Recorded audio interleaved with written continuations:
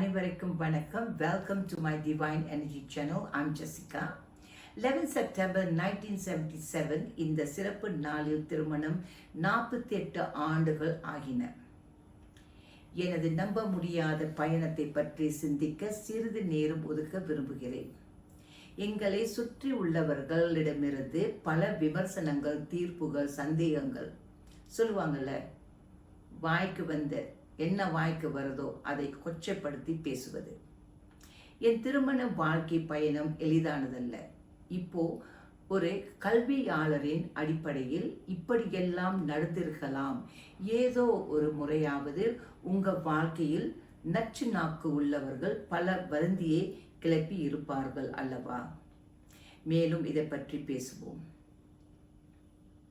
திருமணத்திற்கு பிறகு உங்களுடைய கணவர் உங்களை பார்த்து பொறாமைப்படுவது ஏன்? அன்பான பிரதர்ஸ், தவறாக மதிப்பிடாதீர்கள். ஒரு சிலரை தான் தன்னுடைய மனைவிகளை அலட்சியமாக வழிநடத்தி வருகிறார்கள். என் வாழ்க்கை பயணம் சில சிச்சுவேஷன்ஸ் அறியாமலும் இருக்கலாம். ஆனால் இப்போது என் பார்வை மட்டுமே பெண்களுக்காக குரல். நம் கணவர் நம்மை பார்த்து பொறாமைப்படுவது நினைக்கும் போது மிக வேதனைக்குள்ளாகிறோம் அல்லவா? ஒரு கணவர் சில குறைபாடுகளினால் அவர்களுடைய கவர்ச்சி கொஞ்சம் கொஞ்சமாக குறையும் போது, மற்றவர்கள் தன் மனைவியை பாராட்டுவதோ அல்லது போற்றுவதோ உணரும் போது பொறாமை மட்டுமல்ல, மேலும் வேதனைக்குள் ஆளாகிறார்கள். It's a fact.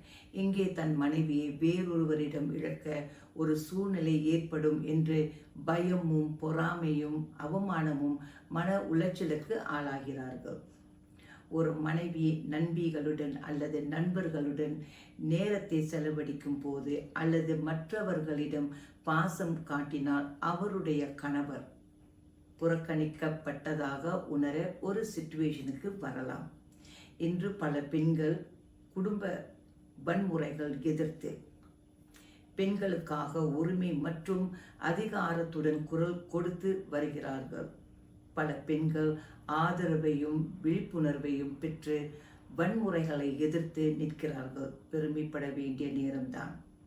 சில கணவர்மார்கள் வழக்கமாக தன் மனைவிகளுடைய குடும்ப உறுப்பினர்களை, அதாவது wives, parents, brothers and sisters விமர்சிப்பது, கேவலமாக பேசுவதும் ஒரு உணர்ச்சி ரீதியான துஷ்பிரயோகம்தான்.